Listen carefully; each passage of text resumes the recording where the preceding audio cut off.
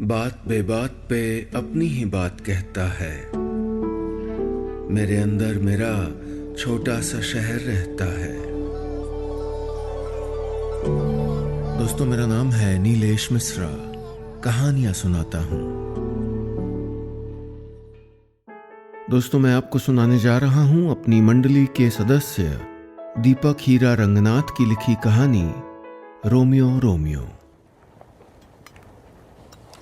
अबीर बाबा, आपकी चाय। राधा ने बेड के साइड टेबल पर ट्रे रखा और पलटी। अबीर ने ब्लैंकेट से चेहरा बाहर निकाला। पापा गए क्या? और क्या, तभी तो आपको जगाने चली आई। पिछले 2 साल से यही रूटीन रहा था अबीर का। पापा के जाने के बाद ही वो बिस्तर से बाहर निकलता। शाम को आते ही खुद को अपने कमरे में बंद कर लेता या फिर छत पर घंटों तक अपने टेलीस्कोप में आंखें गड़ाए तारे देखता रहता। उसने चाय की पहली चुस्की ली और कप वैसा ही रख दिया। माँ कहाँ है? नीचे स्टडी में किताब पढ़ रही हैं। वो प्यार वाली। प्यार वाली? मैं देखता हूँ जाके। और चाय ले जाना। आमंड मिल्क वाली कही थी तुमसे। I am of dairy. अबीर ने रोज़ की तरह आधा घंटा खर्च करके अपने बाल संवारे और सीढ़ियों से नीचे उतरकर स्टडी में आ गया। Romeo and Juliet, come on माँ, ग्रो अप। उसने माँ के हाथ से किताब लेते हुए कहा। क्या ग्रो अप? इससे बड़ी कोई लव स्टोरी है दुनिया में? 13 साल की लड़की, 17 साल का लड़का, 4 दिन की कहानी और 6 लोगों की बेमतलब मौत। यह है आपका रोमियो एंड जूलियट। तू हमेशा सिंगल ही रहेगा। एक क्लाइंट को अपना वेडिंग थीम रोमियो जूलियट रखना है तो सोचा पढ़ लूं। आई वंडर इसे कॉलेज में क्यों नहीं पढ़ा मैंने। ओ हेलो, कॉलेज में आपने पढ़ाई नहीं, अफेयर किया था पापा के साथ। अबीर ने माँ का चश्मा उतारा और अपनी टी शर्ट से पोंछने लगा। देखना, तू प्यार में पड़ेगा ना तो तेरे पापा और मैं। कहते कहते माँ रुक गई। अबीर उनके सामने एड़ियों पर बैठ गया। उसने दोनों हथेलियां थाम ली। लड़की से प्यार होगा तो पापा तो उनकी फैक्ट्री मेरे नाम कर देंगे। पर ये तो होने से रहा है ना। वो इतने बुरे नहीं हैं अबीर। He loves you. माँ ने अबीर का माथा चूम लिया। He is ashamed of me माँ, the so called cool dad. वो मुझे लेके शर्मिंदा है। अबीर उठा और स्टडी से बाहर निकलने लगा। माँ ने उसे रोक लिया। नया ड्राइवर आएगा आज, कैब से मत जाना। You know I can drive माँ। अबीर के दिल में बात चुभ गई थी। माँ ने कुछ नहीं कहा। अबीर समझ गया था कि यह फैसला उनका नहीं था। पापा तो अब भरोसा भी नहीं करते। उन्हें लगता है कि उनका गे लड़का कार नहीं चला सकता, कहीं ठोक देगा, टायर नहीं बदल सकता, स्पोर्ट्स नहीं खेल सकता। उनके खिलाफ कभी बोल नहीं पाई माँ। माँ ने गहरी सांस ली। घर का कोना कोना अबीर के इस सच से वाकिफ था। लेकिन पापा ने यह सच कभी नहीं माना, कभी नहीं। माँ ने अबीर को गले से लगा लिया। अबीर दूर हट गया। दिन की शुरुआत तो अच्छी हो गई। जा रहा हूं मैं। Et tu Brutus. माँ ने हाथ फैलाकर कहा। यह बहुत मेलोड्रामेटिक था, ओके? वो माँ का माथा चूम कर निकल गया। माँ से तो कह नहीं पाया, लेकिन इस नए ड्राइवर से मिलने से पहले ही वो उससे चिढ़ चुका था। पापा का नुमाइंदा। घर के बाहर पोर्च में गाड़ी खड़ी थी। सफ़ेद यूनिफॉर्म में एक 25 साल का लड़का गाड़ी से टिक कर खड़ा था। उसके घुंघराले बाल हवा से उलझ रहे थे। सांवला सा चेहरा कई सवाल पूछ रहा था। सहमी सी आंखें अबीर को देखे जा रही थीं। दांतों के बीच अंगूठे का नाखून चबाते हुए उसने गाड़ी का दरवाज़ा खोला। अबीर के कदम एक पल को वहीं ठहर गए। कैसा सेलेस्टियल था ये लड़का, जैसे इस ज़मीं का हो ही नहीं। गाड़ी में अक्सर खामोशी बनी रहती। अबीर पिछली सीट पर किसी पेपर में आंखें गड़ाए रहता या फिर उनको मूंद कर अपनी प्लेलिस्ट में डूब जाता। रियरव्यू मिरर में कभी कभी दोनों की आंखें एक दूसरे पर अटक जाती, फिर सरक जाती। उस दिन गाड़ी यूनिवर्सिटी के रास्ते पर पेड़ों के हरे जाले तले चल रही थी। The way you look tonight की धुन अबीर के कानों को चूम रही थी। उसकी आंखें आईने में कैद उन 2 आंखों पर रुक गईं। एक पल को वो आंखें हटाना भूल ही गया था। ड्राइवर ने ब्रेक लगाया तो अबीर ने खुद को होश में लाते हुए पूछा, नाम क्या बताया था तुमने अपना? बताया नहीं ना सर। मेघ। फर्जी सा लगता है लेकिन तुम पे सूट करता है। अबीर ने तंज कसा और चेहरा खिड़की की तरफ घुमा दिया। आई ने मेघदूत रखा था, बरसात में पैदा हुआ था ना, लेकिन मैंने काट कर मेघ कर लिया। मेघ की आंखों में अगला सवाल उभरा ही था कि उसने खुद को रोक लिया। आई ने सुबह ही ताकीद दी थी कि मालिकों से बेमतलब सवाल नहीं करना, घर के अंदर बिना इजाज़त नहीं जाना और गाड़ी में बैठने के 10 मिनट पहले कोई डीओ मार लेना। आई एक ज़माने में इस घर में काम जो करती थी सबको जानती थी। बड़े साहब सख्त किस्म के थे लेकिन अबीर सर ऐसे नहीं लगते। मेघ ने एक बार फिर आंखें उठाकर अबीर का चेहरा देखा। गाड़ी गेट से अंदर मुड़ी तो अबीर की आंखें मोगरे के पौधों पर अटक गईं। ये तुम्हारी कलाई पर काला धागा कैसा है? अबीर ने सवाल किया। सर ये बाबा ने बांधा था। मेघ कहते कहते रुक गया, फिर उसने बात बदल दी। इधर आप क्या पढ़ते हैं सर? Observational astronomy. सुना है नाम? फिर पता है ना सर, ग्रेजुएट हूं मैं। तारे देखने का रहता है ना उसमें। मेघ ने गाने की आवाज़ तेज़ करने की कोशिश की लेकिन उसकी उंगलियां 2 बटन्स के बीच उलझ गईं। अबीर आगे झुका और गाने की आवाज़ तेज़ कर दी। मेघ ने अपनी सांस रोक ली, जैसे अबीर की खुशबू उसे छू लेगी तो कोई गुनाह कर लेगा दिल। वो दिल जिसे बचपन से इतनी सलाखों के पीछे कैद कर दिया गया था कि अब वो उम्मीद की रोशनी देखना ही भूल गया था। आज न जाने क्यों उन सलाखों पर किसी ने हथौड़ा मार दिया था। मेघ अपने बचपन के सारे दरवाजे बंद कर चुका था, लेकिन कभी कभी कोई याद दस्तक दे जाती थी। वो ग्राउंड पर बाकी लड़कों के साथ खेलता नहीं था। उसे क्रिकेट नहीं पसंद था। तेज आती गेंद से उसकी पलकें मिचमिचाने लगती थीं। वो आंखें झुकाकर चलता। लड़के न जाने क्यों उस पर हंसने लगते। स्कूल के पिछवाड़े में बने गुलमोहर तले ही वो अपना डिब्बा खाता, फिर अकेला ही ग्राउंड पर दौड़ने लगता, आवाज़ लगाता ताकि किसी को ये ना पता चले कि उसके साथ कोई नहीं खेलता है। कुछ तो था उसमें जो बाकी लड़कों की नज़र में गलत था। हाँ, उसे देवदास फिल्म के गाने बहुत पसंद आते थे। माधुरी का कथक, उनकी गोल घूमती आंखें उसके दिल में बस जाती थीं। गाड़ी का दरवाज़ा खुलने से मेघ की तंद्रा टूटी। शाम हो चुकी थी। अबीर कार में बैठा तो मोगरे की खुशबू ने दिन भर की थकान को बुखार की तरह बदन से उतार दिया। ये मोगरा कहाँ से आया? सर सवेरे आप देख रहे थे ना उस झाड़ को, मैंने सोचा। मेघ ने बिना नज़रें मिलाए जवाब दिया। अबीर ने एक लंबी सांस खींची। उस दिन के बाद से मोगरे ने कार में जगह बना ली। कितनी मासूम सी थी ये खुशबू, कितनी सच्ची, कितनी जायज़। अबीर को उस रात नींद नहीं आई। वो छत पर तारों के नीचे ही लेट गया। 2 तारों की चमक धुंधलाने लगी थी। आंखों पर यादों का नमक जमने लगा था। अबीर तब 15 साल का रहा होगा। स्कूल से घर लौटा तो पेट में एकदम से दर्द उठा। इतना जोर का दर्द कि वो चिल्लाता हुआ घर में दाखिल हुआ। माँ ने पापा को फ़ोन मिलाया और अगले 1 घंटे में उसे अस्पताल में एडमिट कर दिया गया। किडनी स्टोन है दोनों तरफ, 7 mm और 12 mm। डॉक्टर ने सोनोग्राफी रिपोर्ट से सर बाहर निकालते हुए कहा। पानी नहीं पीते क्या तुम? स्कूल में वॉशरूम जाते हो? नहीं। अबीर ने बस इतना कहा। दवा का असर हो रहा था। दर्द अब हल्का पड़ रहा था। स्कूल के कुछ लड़के उसे बुली करते थे, छेड़ते थे। उसकी पतली आवाज़ और नाजुक चाल न जाने क्यों उनको चुभती थी। एक बार उसे वॉशरूम में ही छेड़ा था, लंच ब्रेक के दौरान। तब से वो वहाँ कभी नहीं गया। दिन भर पानी की बोतल भरी की भरी रहती थी। गला सूख जाता लेकिन वो 2 घूंट पानी भी नहीं पीता। पापा को जब बताया था तो उन्होंने बात हंसी में उड़ा दी थी। लड़के तो ये सब मस्ती मजाक करते हैं यार, बी अ मैन, लड़कियों जैसा रोना बंद कर भाई। अबीर ने उसी पर आंसू रोक लिए थे। उस दिन के बाद वो कभी नहीं रोया। पापा के सामने तो बिल्कुल नहीं।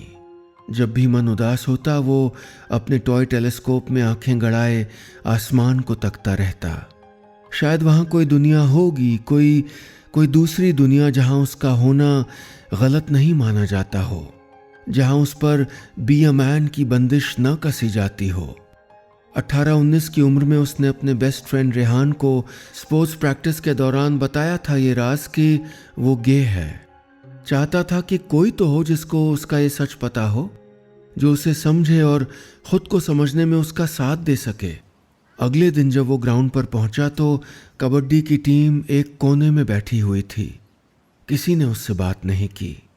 रेहान उसे थोड़ी दूर ले आया। यार, there is too much touching in kabaddi ना।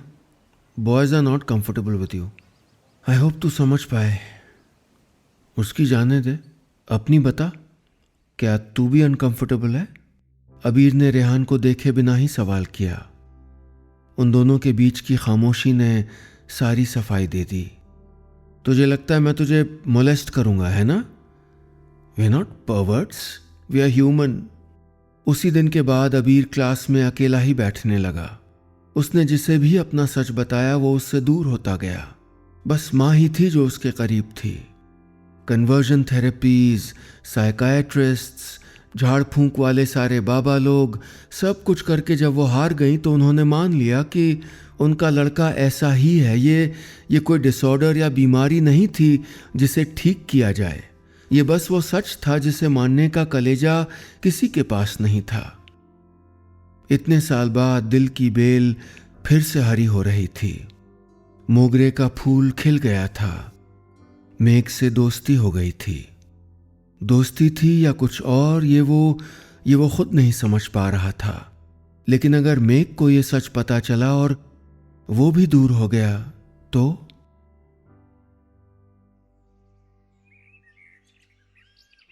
सूरज को आसमान पर चढ़ता देखकर जुगनू पत्तों के पीछे छुप रहे थे। गिरवली गांव के एक कोने में एक टीला बना था। इस टीले पर अबीर की यूनिवर्सिटी की ऑब्जर्वेटरी थी। पुणे से कोई 1.5 घंटे का रास्ता था। टीले पर एक बहुत बड़ा टेलीस्कोप था। स्टूडेंट्स अक्सर यहाँ आया करते थे। टीले के नीचे मेघ गाड़ी में रात भर इंतजार करता रहा। उसकी बस अभी अभी आंख लगी थी। हवा का एक झोंका उसकी गर्दन को छू गया तो उसकी नींद खुली। बदन पर पीला कंबल था, ऊन का। किसी ने जरूर इसे हाथ से बुना होगा। वो उठकर बैठ गया। अबीर अपने बाल संवारता हुआ टीले से उतर रहा था। सर में जग ही रहा था, फिर एकदम से आंख लग गई। अबीर के आते ही मेघ ने सफाई दी। आज अबीर उसके पास वाली सीट पर आगे ही बैठ गया। मुझे तो आदत है जगने की। तुम नींद में कपकपा रहे थे। मैं यहाँ आता हूँ तो कंबल रख ही लेता हूँ। मेघ ने आंखें झुका ली। दिल की सलाखें टूटने को थीं। रोशनी ने अपना रास्ता ढूंढ लिया था। वो हड़बड़ाकर कंबल तहाने लगा। अबीर की नजरें वो महसूस कर पा रहा था। चाय पियेंगे सर जाते जाते? एकदम कड़क। बटर खिलाता आपको उसके साथ? मक्खन? अरे नहीं, वो टोस्ट जैसा होता है लेकिन गोल गोल बॉल जैसा। उसको चाय में डुबो डुबो के खाते। मेघ की आंखों की चमक देखकर अबीर मुस्कुरा उठा। सारी दुनिया की मासूमियत इंच इंच चौड़ी उन दो आंखों में उतर आई थी। हाईवे के किनारे एक नन्हे से ठेले पर गाड़ी रुकी और मेघ 2 ग्लास भरकर चाय ले आया। एक प्लेट में गोल गोल बटर भी। फिर एकदम से बोल पड़ा, सर लेकिन ये आपके बादाम के दूध वाली नहीं है।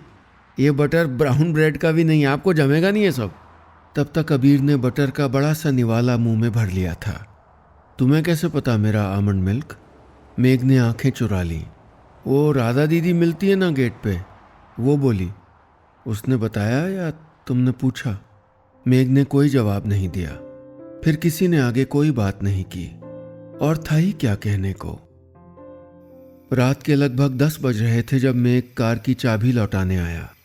उसकी आंखें बोझिल हो गई थीं। राधा दीदी सारा काम निपटाकर निकल ही रही थी कि मेघ को देखकर बोली, अबीर बाबा ने तेरे को छत पे बुलाया है। मेघ सीढ़ियाँ चढ़ने लगा तो राधा दीदी ने सवाल किया, काय को बुलाया है?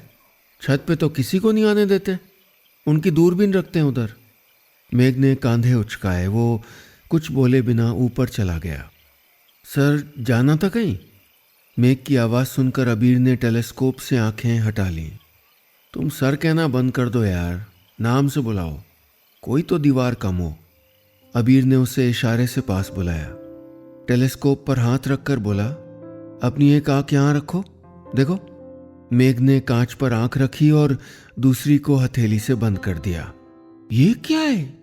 चांद है क्या इतना बड़ा सा? जुपिटर है। और उसके आसपास ये जो गोले चमक रहे हैं वो? मेघ का चेहरा चमक उठा। चांद है उसके, अबीर ने जवाब दिया तो उसने टेलीस्कोप से चेहरा बाहर निकाला। इतने सारे चांद? अपना तो एक ही है ना? हाँ, अपना चांद तो एक ही है ना? अबीर ने मेघ की कलाई थाम ली। पहली बार किसी के हवाले कर दी थी ये कलाई उसने। जब वो ठंडी उंगलियां कस गईं तो नब्ज के खून की रफ्तार दुगनी हो गई। वो उंगलियां सरक कर कलाई में बंधे काले धागे को छू गईं तो मेघ ने आंखें खोल दी। ये था वो धागा जो बाबा ने बांधा था। अबीर एक कदम आगे बढ़ा और मेघ पीछे हटा। मुझे जाना चाहिए सर। और सर कहना ही ठीक है। आपकी जगह इधर है, छत पे, मेरी पार्किंग में। बहुत सीढ़ियां हैं बीच में, नहीं चढ़ पाऊंगा मैं। मेघ ने आंखों को छलकने नहीं दिया, मुड़कर निकल गया। सुबह अबीर घर से बाहर निकला तो सफेद कार रोज की तरह अपनी जगह पर आकर रुक चुकी थी। बस रोज की तरह मेघ उससे टिककर खड़ा नहीं था, वो अंदर ही बैठा रहा। अबीर ने सामने का दरवाज़ा खोला तो देखा कि फ्रंट सीट पर बहुत सारा सामान रखा हुआ था। सजावट का सामान था, माँ का होगा, उसके क्लाइंट की वेडिंग जो थी। लेकिन इसे मेघ ने पिछली सीट पर क्यों नहीं रखा? सर आप पीछे बैठ जाइए, मेघ ने बेरुखी से कहा। अबीर की सूजी हुई आंखें उसने देख ली थीं। एक बार को मन में सवाल आया भी कि सोए नहीं क्या रात भर? रोए तो नहीं, लेकिन पूछा कुछ नहीं। अबीर पिछली सीट पर बैठा और बोला, आज खिड़की नहीं खोलोगे? आप बोलो तो खोलता हूं। मेघ ने रियर व्यू मिरर से अबीर का चेहरा हटाते हुए कहा। अबीर को बात चुभ गई। उसे आदत नहीं थी कार की खिड़की खुली रखने की, उसके बाल बिगड़ जाते थे। लेकिन मेघ हमेशा खिड़की खुली रखता था।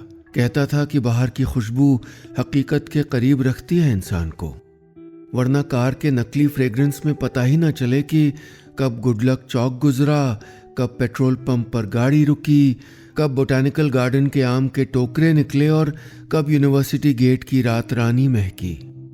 अबीर के बालों को भी अब बेढंगा रहने की आदत लग गई थी। सजे संवरे सेट किए हुए बालों से ज़्यादा उसे ये बिखरे हुए, हवा में उड़ते लहराते आज़ाद बाल पसंद थे। लेकिन आज क्या हो गया था मेघ को जो फिर से कैद कर रहा था वो खुली हुई खिड़कियां? रहने दो, तुमने बंद रखी हैं, बंद ही रहने दो। अबीर ने भी जवाब देकर आंखें बंद कर ली। आज गाड़ी में रेडियो नहीं बजा, न मोगरा महका। किसी ने आगे बढ़कर उसकी आवाज तेज नहीं की, किसी ने सांसें नहीं रोकी। गाड़ी रोको मेघ, अबीर ने दबी आवाज में कहा। गाड़ी की स्पीड कम नहीं हुई, उसका दम घुटने लगा। उसने अब आवाज चढ़ाई, गाड़ी रोको मेघ, अभी। गाड़ी हाईवे से नीचे उतरकर एक किनारे रुक गई। अबीर ने जल्दी से दरवाज़ा खोला और बाहर आकर गहरी सांसें खींचने लगा, जैसे हर सांस छोटी पड़ रही हो। सर क्या हुआ? मेघ एकदम डर गया। उसने अबीर का माथा छुआ तो अबीर ने उसे पीछे ढकेल दिया। क्या हुआ तुम्हें? क्या हुआ है मेघ? क्या हो गया है ऐसा? अबीर ने एक और सांस खींची। यार मेरी लाइफ से जो भी लोग मुंह मोड़ कर चले गए हैं ना, किसी ने मुझको वजह नहीं बताई, मुंह पर तो बिल्कुल नहीं। तुम्हें जाना है तो जाओ, कम से कम ये बता कर तो जाओ कि मैंने किया क्या है, क्या गलती हुई है। मेघ ने गाड़ी से पानी की बोतल निकाली और अबीर के मुंह पर लगा दी। पी लो, फिर लड़ लेना। दोनों घास से ढके पत्थरों पर बैठ गए। मेघ ने अपनी कलाई का काला धागा कस कर पकड़ लिया। बाबा ट्रक चलाते थे, सब्जी भाजी लेकर वाशी या दादर के मार्केट जाते थे। रोज पुणे मुंबई होता था उनका। एक बार हाजी अली से मन्नत का धागा लाए थे मेरे लिए। घर आए तो मुझे एक लड़के के साथ देख लिया कमरे में। बहुत मारा मुझे, मारते जा रहे थे और खुद भी रोते जा रहे थे। मैं एक कोने में बैठा रहा। बस जाते जाते बस ये बोले कि तुझ जैसा लड़का मेरे ही घर में क्यों पैदा हुआ। लोनावला में उनका ट्रक पलट गया। मैं अस्पताल पहुंचा तो तब तक मेघ आगे कह नहीं पाया।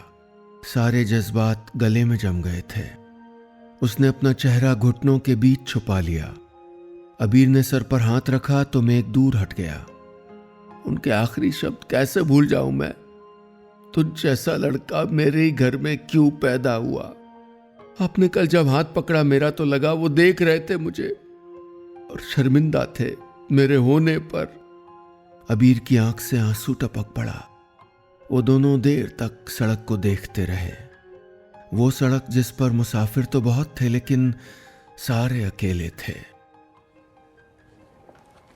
अबीर अगले दिन बिस्तर से निकला ही नहीं। अपने पीले कंबल को सीने से चिपकाए लेटा रहा। न नींद आई न भूख लगी। माँ ने दरवाजे पर दस्तक दी तो उसने मुंह उधर करके कंबल में घुसा दिया। ओ ड्रामा क्वीन, कैसी लग रही हूं मैं? आज शादी है उस रोमियो जूलियट वाले की। अबीर ने चेहरा बाहर निकाला। माँ को एक नज़र देखा और उनके पैरों में बैठ गया। आपको अब तक साड़ी के प्लीट्स ठीक करने नहीं आते? उसने प्लीट्स को संवारना शुरू कर दिया। तू है ना मेरा मुफ्त का ड्रेसमैन, और आज का ड्राइवर भी, वो छुट्टी पे है। अबीर के हाथ एक पल को रुक गए। आपका मेघ नहीं आया? मेरा? माँ बुदबुदाई। सुना मैंने। I said it allowed. चल अब तैयार हो जा, निकलते हैं। वो काला कुर्ता पहनना, and for the love of God बाल सेट कर लेना। अबीर माँ के साथ होटल पहुंचा तो शादी शुरू ही होने वाली थी। रोमियो जूलियट की तरह बालकनी के नीचे दूल्हा खड़ा था। दुल्हन की एंट्री की देर थी। हल्की रोमांटिक धुन ठंडी हवा में घुल रही थी। गेस्ट बहुत कम थे। हिंदुस्तानी शादियों में ऐसा होता तो नहीं। म्यूजिक चेंज हुआ और लोग दुल्हन के स्वागत के लिए खड़े हो गए। अबीर ने मुड़कर देखा तो दुल्हन कहीं नजर नहीं आई। एक और दूल्हा बालकनी में आकर खड़ा हो गया। अबीर की आंखें चौड़ी हो गईं। माँ हल्के से कान में फुसफुसाई, मैं बताना भूल गई, रोमियो और जूलियट नहीं, ये रोमियो और रोमियो की शादी है। अबीर की आंखें नम हो गईं। वो खुद को रोक नहीं पा रहा था। दिल ने जिद की कि अभी जाकर मेघ के गले लग जाए, उसे बता दे कि वो उसे कितना चाहता है। पापा को आते देखकर उसके कदम वहीं जम गए। उसे उम्मीद नहीं थी कि पापा इस शादी में शामिल होंगे। वो निकलने को मुड़ा तो उन्होंने रोक लिया और अपने दोनों हाथ उसके कांधों पर रख दिए। तुम्हें अपने सच को मानने में 20 साल लग गए। मुझे थोड़ा वक्त तो लगने वाला था ना। तू मेरा बेटा है, and I will always love you. उनकी आंखों में पछतावा था। अबीर उनसे लिपट गया। पापा ने कार की चाबी उसके हाथ में थमा दी। मुझे कहीं पहुंचना है पापा, मुझे अभी उसके पास जाना है। अबीर की गाड़ी दत्तवाड़ी के मोहल्ले में आकर रुकी। उसने कार से मोगरे के सूखे हुए फूल उठाकर जेब में भर लिए। The way you look tonight की धुन सन्नाटे को तोड़ रही थी। सांवले आसमान में जुपिटर के 2 चांद चमक रहे थे, नन्हे से तारों की तरह। मेघ का घर किसी और के घर की छत पर बना था। टीन का छप्पर था, छोटी सी बालकनी थी। अबीर ने गले में पड़ी सीढ़ी उठाई और बालकनी से सटा दी। ऊपर चढ़ा और सीढ़ी की आखिरी पायदान पर रुक गया। बालकनी के दरवाजे के उस तरफ धुंधली रोशनी में मेघ अपनी खटिया पर लेटा हुआ था। सोया तो नहीं होगा। नींद दोनों की आंखों से ही दूर थी। अबीर ने जेब से मोगरे का एक फूल निकाला, उसे हाथ में लिया और मेघ को आवाज दी। वो हड़बड़ा कर उठा और बालकनी में आ गया। धीरे से फुसफुसाया, आप यहाँ? आई ने देखा तो मार डालेगी मुझे। आपको इधर? अबीर ने उसके मुंह पर हाथ रख दिया। मेघ अगले पल खामोश हो गया। पापा मान गए मेघ, उन्होंने मुझे अपना लिया। पापा लोग मान ही जाते हैं, है ना? मेघ ने ना में सर हिलाया। उसकी आंखें भर आई थीं। अबीर ने उसकी कलाई थाम ली। उंगलियां आज फिर से काले धागे को छू गईं। तेरे बाबा भी होते तो एक दिन मान ही जाते। उन्होंने क्यों बांधा था ये धागा? क्या मन्नत मांगी थी? यही कि मैं खुश रहूं हमेशा। मेघ की आवाज कांप रही थी। और तुम्हारी खुशी किसमें है? अबीर ने उससे पूछा। उसने कोई जवाब नहीं दिया। अबीर ने उसके आंसू अपने अंगूठे से पोंछ दिए और छेड़ते हुए बोला, पापा तो कह रहे थे पुराना वाला आ नहीं रहा है तो नया ड्राइवर रख लेते हैं। मेघ ने आंखें बड़ी कर ली। तो रखा क्यों नहीं? अबीर ने कहा, मैंने सोचा पुराना वाला खो गया है, उसी को ढूंढकर वापस ले आता हूं।